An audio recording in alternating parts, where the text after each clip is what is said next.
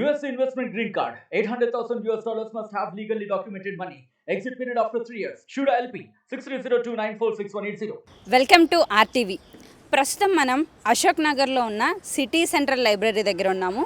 ఇక్కడ వందలు వేలాది మంది ఆస్పిరెంట్స్ గవర్నమెంట్ జాబ్ కొలువుల కోసం ఇక్కడ ప్రిపేర్ అవుతూ ఉంటారు.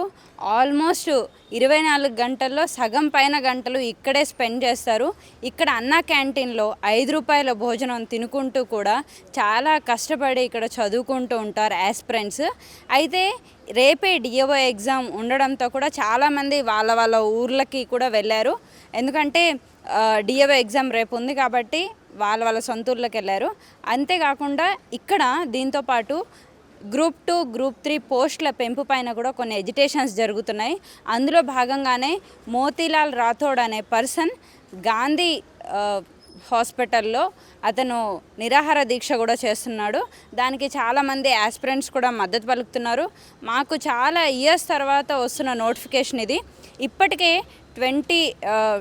2024లో కాకుండా లాస్ట్లో 2016లో మాత్రమే గ్రూప్ 2ని గ్రూప్ 2 ఎగ్జామ్ అనేది కండక్ట్ చేశారు. గ్రూప్ 3 పోస్టులను కండక్ట్ చేయలేదు. గ్రూప్ 1 కూడా ఈ తెలంగాణ వచ్చిన తర్వాత ఇదే ఫస్ట్ టైము.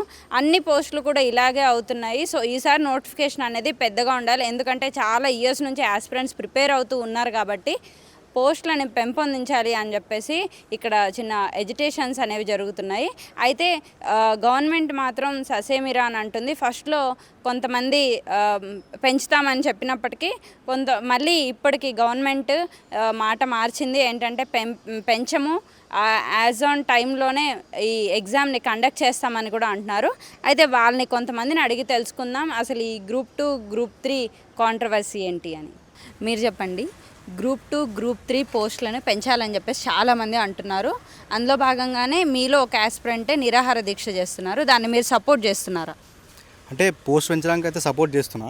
కాకపోతే నా ఉద్దేశం ఏంటంటే పోస్టులు ఇప్పుడు పెంచాలంటే మళ్ళీ నోటిఫికేషన్ అంతా మళ్ళీ ఇవ్వాల్సి వస్తుంది. మళ్ళీ టైం టేకింగ్ కదా.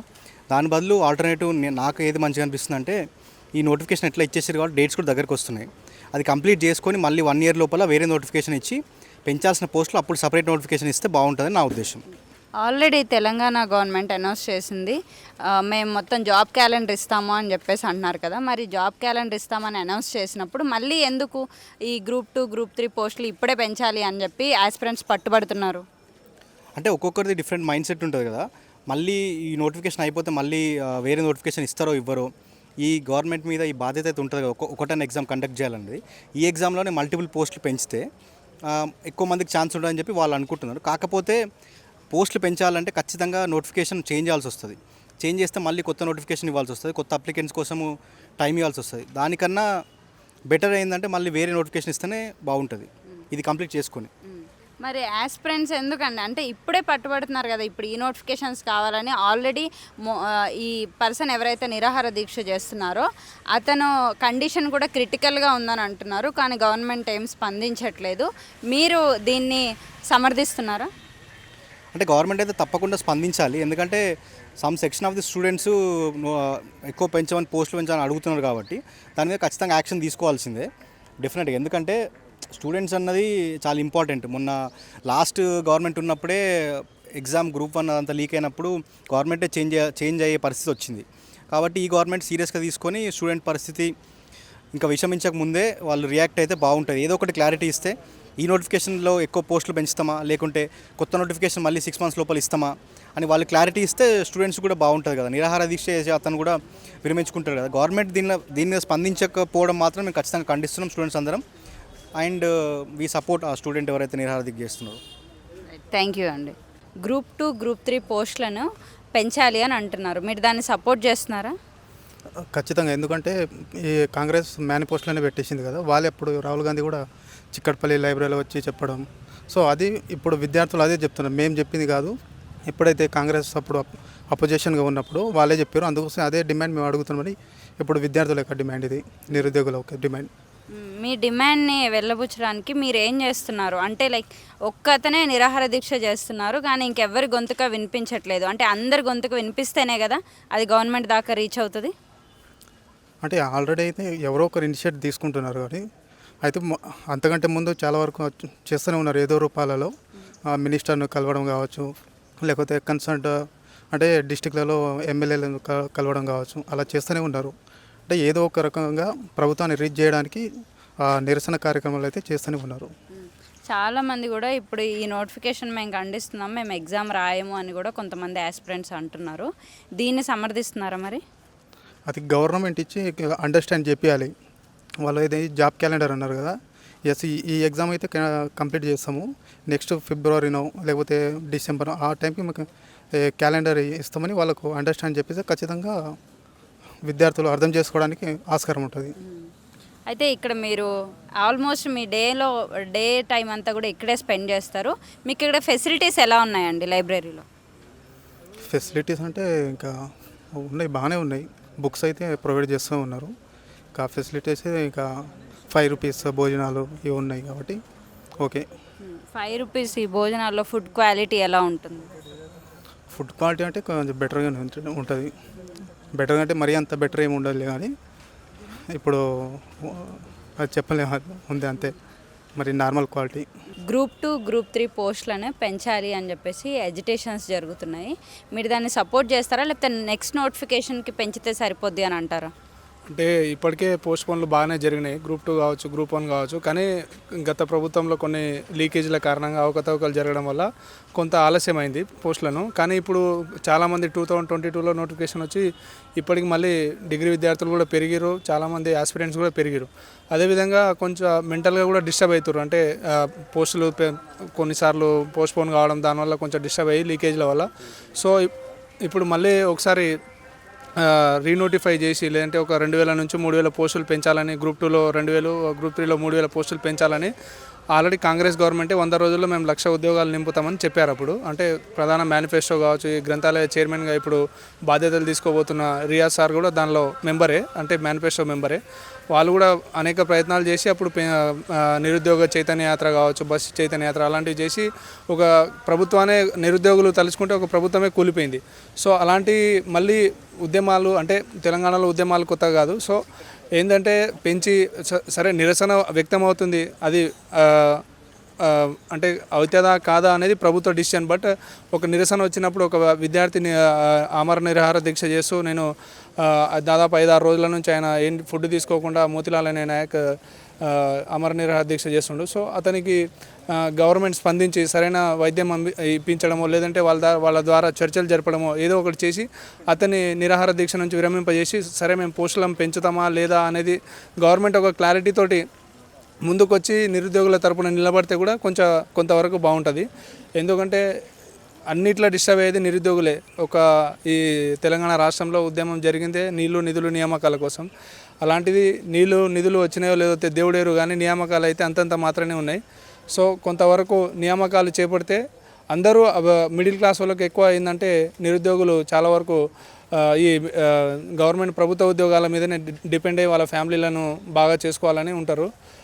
అదేవిధంగా మెయిన్గా నిరుద్యోగులు ఎక్కడంటే మిడిల్ క్లాస్ వాళ్ళు చాలామంది పోలీస్ కానిస్టేబుల్స్ కావచ్చు, ఈ గ్రూప్ 2, గ్రూప్ 3, గ్రూప్ 4 ఇలాంటి పోస్టులకు ఎక్కువ పోటీ పడేది వాళ్ళే. వీళ్ళేమో యూపీఎస్సీకి పోయేటోళ్ళు కాదు, అంటే హయ్యర్ క్లాస్ ఆఫ్ ఎడ్యుకేషన్కి వీళ్ళు వెళ్ళేటోళ్ళు కాదు. సో స్టేట్ గవర్నమెంట్ ఎగ్జామ్స్కి ఎక్కువ ప్రిపేర్ చేస్తారు కాబట్టి సో స్టేట్ గవర్నమెంట్ వాళ్ళని దృష్టిలో ఉంచుకొని ఎలాంటి చర్యలు తీసుకుంటే మనం నిరుద్యోగులకు సమన్వయ న్యాయం చేయగలం. సరే కొంత వర్గం వాళ్ళు గ్రూప్ 2ని ఇప్పుడే లాంగ్ అయింది, మళ్ళీ పోస్టులు పెంచి రీనోటిఫై చేసి ఇంకా పొడిగించినట్టు అవుతుందని కొంతమంది అంటున్నారు. కొన్ని చాలా వరకు డిమాండ్ ఏంటంటే ఇంకా పోస్టులు పెరిగితే ఇంకా ఎక్కువ మందికి అవకాశాలు వచ్చే విధంగా కొంచెం బాగుంటుంది. ఏంటంటే పోస్టులు ఎక్కువ పెంచినప్పుడు వేకెన్సీస్ పెరిగి ఆస్పిరెంట్స్ కొంతమంది ఇంకా ఈజీగా వెళ్ళిపోవడానికి, వీళ్ళు దాదాపు గ్రూప్ 2, గ్రూప్ 3, గ్రూప్ 1 వాళ్ళు ఇప్పటి వాళ్ళు కాదు, నిరుద్యోగులు దాదాపు మన తెలంగాణ రాష్ట్రంలో గ్రూప్ 1 పోస్టులు ఇప్పటివరకు ఫిల్ చేయలే. అంటే దాదాపు 2014 నుంచి ఇప్పటివరకు కాలే, 2013లో ఒకసారి వచ్చింది. ఆ టైంలో వచ్చిన నోటిఫికేషన్ ఇప్పటివరకు గ్రూప్ 1 కానీ ఇట్లాంటి పోస్టులు ఏం కాలేదు. గ్రూప్ 2 కూడా 2016లో జరిగింది, ఇప్పటివరకు ఏం జరగలేదు. సో చాలామంది 5-6 సంవత్సరాల నుంచి చిక్కడపల్లి లైబ్రరీలో కావచ్చు, ఇట్లకెళ్ళి అశోక్ నగర్లలో, దిల్సునగర్లలో చాలామంది ఎదురు చూస్తున్నారు. సో వాళ్ళందరినీ దృష్టిలో ఉంచుకొని ప్రభుత్వం సమన్వయం చేసుకొని ప్రభుత్వ విధానాలను కొంతవరకు ఇబ్బంది, అడ్మినిస్ట్రేషన్ పరంగా ఇబ్బంది కావచ్చు, అయినా కానీ విద్యార్థులకు అల్టిమేట్గా న్యాయం చేయడానికి కృషి చేయాలని గవర్నమెంట్ని కోరుతున్నాం.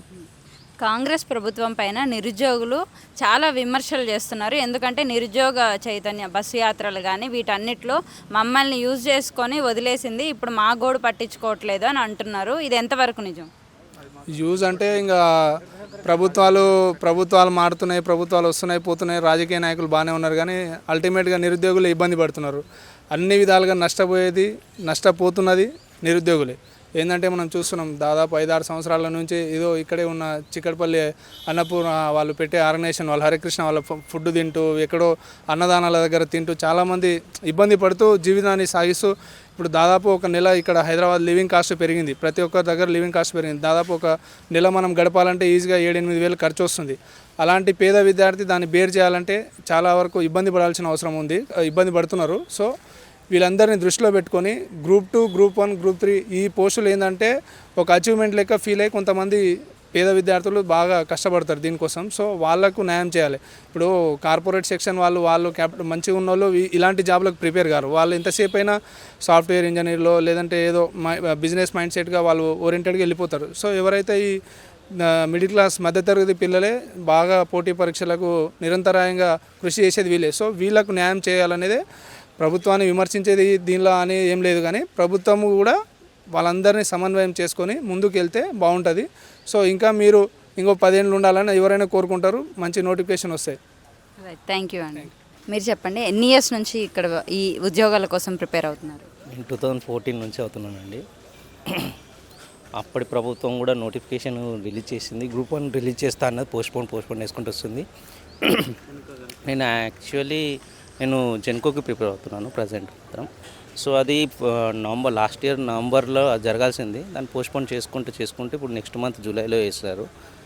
సో ఇప్పుడు ప్రిపేర్ అవుతుంది దానికేను.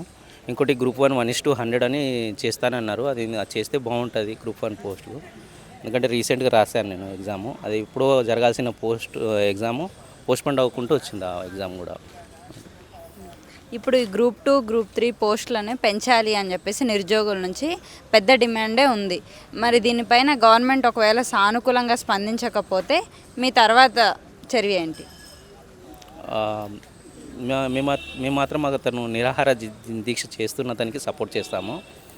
సో పెంచితే బాగుంటుంది, అది ఈ నోటిఫికేషన్లో చేస్తే కూడా బాగుంటుంది. కొద్దిమంది ఇప్పుడు కూడా అప్లై చేసుకునే వాళ్ళు కూడా ఉంటారు, వాళ్ళకు కూడా ప్లస్ పాయింట్ కూడా అవుతుంది గ్రూప్ 2, గ్రూప్ 3 పోస్టులు పెంచడం వల్ల. ఒకసారి పోస్టులు పెంచిన తర్వాత డైరెక్ట్ ఎగ్జామ్ పెడితే బాగుంటుంది. ఎందుకంటే వేరే వాళ్ళు కూడా అప్లై చేసుకోవడానికి వీలు కుదురుతుంది కాబట్టి అది నా యొక్క సజెషన్ నేను అనుకుంటున్నాను. హరే కృష్ణ క్యాంటీన్ నుంచి 5 రూపీస్ భోజనం తింటున్నారు కదా, అది అసలు తినేలా ఉందా అండి? యాక్చువల్గా నేను కూడా టేస్ట్ చేశాను. అంటే 5 రూపాయలకి ఏం భోజనం వస్తుంది అన్నది తర్వాత విషయం. ఎందుకంటే వీటన్నిటి కూడా జిహెచ్ఎంసీ ఫండింగ్ చేస్తుంది. 5 రూపాయలు అనేది జస్ట్ నామినల్గా ప్రజలకు ఫ్రీగా ఇవ్వకూడదు కాబట్టి నామినల్గా తీసుకుంటున్నారు, కానీ క్వాలిటీ ఫుడ్ అనేది అందిస్తున్నారు. రైస్ మాత్రం బాగానే ఉంటుందండి, కర్రీ మాత్రం మొత్తం నీరు అంటే సాంబార్ ఎక్కువ ఉంటుంది, మొత్తం క్వాలిటీ ఉండదు అంతగా. క్వాలిటీగా మెయింటైన్ చేస్తే బాగుంటుంది అది కొద్దిగా. రెగ్యులర్గా సేమ్ కర్రీయే ఫాలో అవుతారు రోజు కూడాను.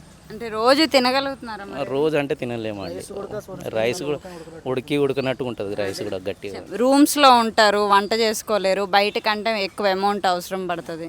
సో గవర్నమెంట్ని మీరు ఈ రకంగా డిమాండ్ చేయొచ్చు కదా, మంచి క్వాలిటీ ఫుడ్ అలా. గవర్నమెంట్ స్పందించి మంచి క్వాలిటీ ఫుడ్ చేస్తే బాగుంటుందని మేము ఆశిస్తున్నాము. మామూలు 5 రూపీస్ భోజనమైనా కర్రీలో జర మంచిగా వెరైటీస్ కొంచెం మంచిగా మెయింటైన్ చేస్తే బాగుంటుందని మంచిగా చేస్తే బాగుంటుందని మేము ఆశిస్తున్నాం. ఈ గవర్నమెంట్ ఉద్యోగాల కోసం ఎన్ని ఇయర్స్ నుంచి ప్రిపేర్ అవుతున్నారు? ఈ గవర్నమెంట్ దాదాపుగా చెప్పాలంటే తెలంగాణ వచ్చి మహాపాపం అయిపోయింది. అప్పుడు మా తెలంగాణ మాకు వచ్చింది కదా అనుకొని అప్పటి నుంచే ప్రిపేర్ అవుతున్నాం. కాకపోతే మధ్యలో కొన్ని ఉద్యోగాలు చేసుకుంటూ మళ్ళీ అవి పార్ట్ టైం డ్యూటీ లాగా చేసుకుంటూ అట్లే ప్రిపేర్ అవుతా ఉన్నాం. దాదాపుగా కొంతమంది చాలామంది ఉన్నారు, దాదాపుగా దీంట్లో ప్రిపేర్ అయ్యే వాళ్ళు 60% వాళ్ళు దాదాపుగా 2014 నుంచి, అంటే వాళ్ళు అక్కడ రెగ్యులర్గా జాబ్ చేసుకోలేరు, ఇక్కడ ఇది కూడా ప్రిపేర్ కాలేరనమాట. మా తెలంగాణ మాకు వచ్చింది కదా అనుకొని ఇక నోటిఫికేషన్ వస్తాయి కదా అనుకొని చూస్తే 2011 తర్వాత 2011 ఉమ్మడి ఆంధ్రప్రదేశ్లో ఉన్నప్పుడు గ్రూప్ 1 నోటిఫికేషన్ తర్వాత ఇప్పుడు 2022 డిసెంబర్లో ఇచ్చారన్నమాట, కేసీఆర్ ప్రభుత్వం దిగిపోయే ముందు. అయితే దాన్ని కూడా సక్రమంగా నిర్వహించలేక 2 సార్లు లీకులు చేసి ఏదేదో తతంగాలు చేసి చివరికి మొన్న అయిపోయింది ఒకటి మూడోసారి ముచ్చటగా.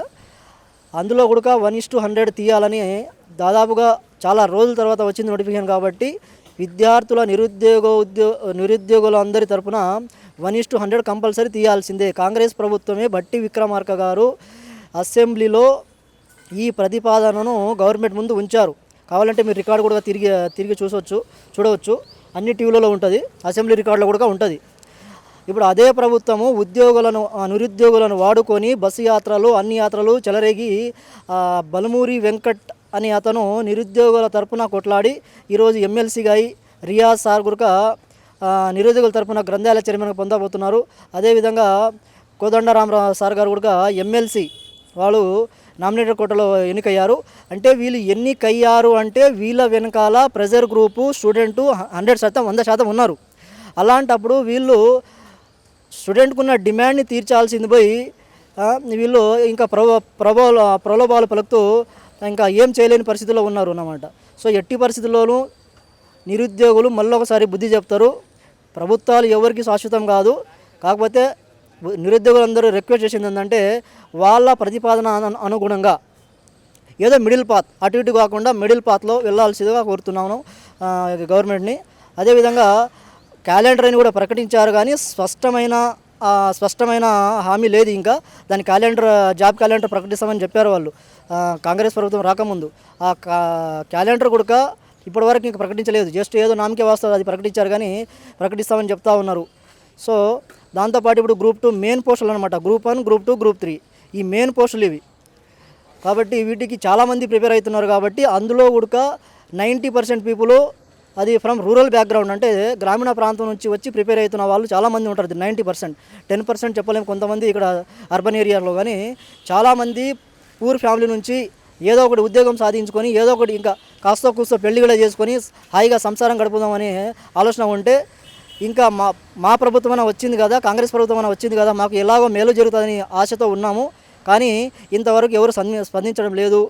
కాబట్టి దయచేసి ఈ కాంగ్రెస్ ప్రభుత్వాన్ని మేము వినిపించుకున్నది ఏంటంటే, రిక్వెస్ట్ చేసింది ఏంటంటే, దయచేసి విద్యార్థులతోటి నిరుద్యోగులతోటి చర్చలు జరిపి వాళ్ళకు కావాల్సిన డిమాండ్ని నెరవేర్చాల్సిగా కోరుతా ఉన్నాను. ఇది నా డిమాండ్. ఇక్కడ లైబ్రరీ మెయింటెనెన్స్ ఎలా ఉందండి? వాష్రూమ్స్, బాయ్స్ వాష్రూమ్ మెయింటెనెన్స్ బాగాలేదు అని చెప్పేసి విన్నాను, ఏమంటారు?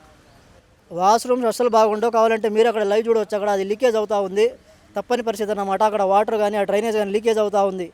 మామూలు వీళ్ళు ఫండ్ తీసుకొచ్చి మరి ఏం రిపేర్ చేస్తున్నా తెలియదు, కానీ ఫండ్స్ అయితే వస్తాయంటారు, మళ్ళీ దానికి పట్టించుకునే నాదుడు లేరన్నమాట. ఇక్కడ ఎవరు ఉంటారు? నిరుపేదల విద్యార్థులు మాత్రమే ఈ లైబ్రరీలో చదువుకుంటూ ఉంటారు చాలామంది. 99%, 1% చాలా తక్కువ. సో గ్రామీణ ప్రాంతం నుంచి వచ్చిన వాళ్ళు అరకొరగా ఏదో వాళ్ళకి ఇచ్చిన 5,000, 6,000 గడుపుకుంటూ ఉన్నారన్నమాట. చాలా గగనమైన పరిస్థితి ఇది. వాళ్ళని కూడా అది వాష్రూమ్స్ అసలు బాగలేదు. దాన్ని కూడా కొద్దిగా వాళ్ళు ఫండ్ అలొకేట్ చేస్తే మంచిగా ఉంటుందని మీ తరఫున వాళ్ళకు గవర్నమెంట్కి రిక్వెస్ట్ చేస్తూ ఉన్నాం. నిరుద్యోగ వృత్తికి కూడా పెద్ద డిమాండే ఉంది, అవసరం అంటారా? నిరుద్యోగ వృత్తి కంపల్సరీ ఇవ్వాల్సిందే. అది నిరుద్యోగుల హక్కు, అది కంపల్సరీ ఇవ్వాల్సిందే. ఎందుకంటే వాళ్ళు కూడా మేనిఫెస్టోలో చేర్చారు దానికి ఇస్తామని. అన్నింటికి జాబ్ ఇవ్వకపోయినా, ఇప్పుడు గవర్నమెంట్ ఉద్యోగాలు అన్నిటికీ కల్పించకపోయినా దానికి తగ్గట్టుగా వాళ్ళకు శిక్షణ కలిగించి ప్రైవేట్ ఉద్యోగాలైనా వాళ్ళకు నైపుణ్యాన్ని అందించి ప్రైవేట్ రంగాల్లోనైనా జాబ్ ఫిల్ చేయాల్సిందిగా కోరుతా ఉన్నాం. అదేవిధంగా నిరుద్యోగ వృత్తి కంపల్సరీ ఇవ్వాల్సిందే. ఎవరైతే కొద్దిగా గ్రామీణ ప్రాంతం వాళ్ళకు చాలా అవసరం ఇది. ఎందుకంటే వాళ్ళు ఇక్కడ చాలా రోజుల నుంచి ప్రిపేర్ అవుతూ ఉంటారు. ఇది ఇప్పుడు ఈ నోటిఫికేషన్ కొంతమంది మిస్ అయినా, గ్రూప్ 1లో మిస్ అయినా, గ్రూప్ 2లో మిస్ అయినా, గ్రూప్ 3లో మిస్ అయినా, వాళ్ళు క్యాలెండర్లో ప్రకటించిన ప్రకారంగా, జాబ్ క్యాలెండర్ ప్రకటించిన ప్రకారంగా ఎట్లాగో నెక్స్ట్ 1 ఇయర్కో అట్లీస్ట్ 6 మంత్కో 1 ఇయర్కో మళ్ళీ నోటిఫికేషన్ వస్తుంది. కాబట్టి వాళ్ళకు ఆ లోపల వాళ్ళకు కనీసం 4,000 అందిస్తే వాళ్ళు మెటీరియల్కో లేకుంటే పుస్తకాలకో లేకుంటే దేనికో ఒక ఖర్చులకు అదే కంపల్సరీ వస్తుందన్నమాట. నిరుద్యోగ వృత్తి కంపల్సరీ ఇవ్వాల్సిందే. ఇది డిమాండ్ మాది. రైట్, థ్యాంక్ యూ అండి. అశోక్ నగర్ సిటీ సెంట్రల్ లైబ్రరీలోని అభ్యర్థులతో కొంతమందితో మాట్లాడే ప్రయత్నం చేశాము. అయితే కొంతమంది మాట్లాడారు, మరికొంతమంది కెమెరా ముందుకు రాకపోయినప్పటికీ ఆఫ్ కెమెరా మాట్లాడారు. మాకు ఫ్యూచర్లో ఏమైనా ప్రాబ్లం అవ్వచ్చేమో, ఈ గ్రూప్ 2, గ్రూప్ 3 విషయాలపైన మాట్లాడితే ఏమైనా ప్రాబ్లం అవుతుందేమో అని చెప్పేసి ఆఫ్ కెమెరా మాట్లాడారు. ఆన్ కెమెరా కొంతమంది మాట్లాడారు. అందరూ ఏం చెప్తున్నారు అంటే గ్రూప్ 2, గ్రూప్ 3 పోస్టులను పెంచాలి. ఎందుకంటే తెలంగాణలో ఇప్పటికే చాలా ఆలస్యం అయిపోయింది, జాప్యమైంది. ఈ గవర్నమెంట్ జాబ్స్ కోసం ప్రిపేర్ అయిన వాళ్ళ టైం అంతా చాలా వేస్ట్ అయిందని చెప్పారు. అంతేకాకుండా వాళ్ళకి 2014 నుంచి ఇప్పటిదాకా ప్రాపర్ నోటిఫికేషన్ రావట్లేదు, సంవత్సరాలు గడిచిపోతున్నాయి, మా ఏజ్ అయిపోతుంది అని చెప్పేసి కూడా చాలామంది చెప్తున్నారు. ఇంకా కొంతమంది నిరుద్యోగ భృతి కావాలి, ఎందుకంటే ఇక్కడ అందరూ వచ్చేవాళ్ళు కూడా నిరుపేదలే ఎక్కువ శాతంగా ఈ లైబ్రరీస్లో ప్రిపేర్ అవుతారు. సో మాకు నిరుద్యోగ భృతి కావాలి, ఆ నిరుద్యోగ భృతితో మాకు బుక్స్ కానీ ఇంకేదైనా యూటిలైజ్ చేసుకుంటాం మేము ఆ అమౌంట్తో అని చెప్తున్నారు.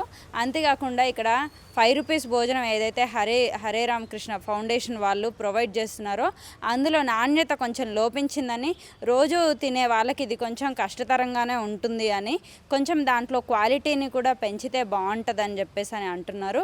నిరుద్యోగులతో పెట్టుకుంటే ప్రభుత్వాలే కూలిపోతున్నాయి కాబట్టి జాగ్రత్త అని చెప్పేసి కూడా కాంగ్రెస్ ప్రభుత్వాన్ని చెప్తున్నారు. కెమెరామెన్ పరశురామ్తో దిల్లీశ్వరి, RTV, హైదరాబాద్. మరిన్ని వీడియోస్ కోసం ఛానల్ ని సబ్స్క్రైబ్ చేయండి, లేటెస్ట్ అప్డేట్స్ కోసం వాట్సాప్ ఛానల్ ని ఫాలో చేయండి అండ్ లింక్ డిస్క్రిప్షన్ లో ఉంది.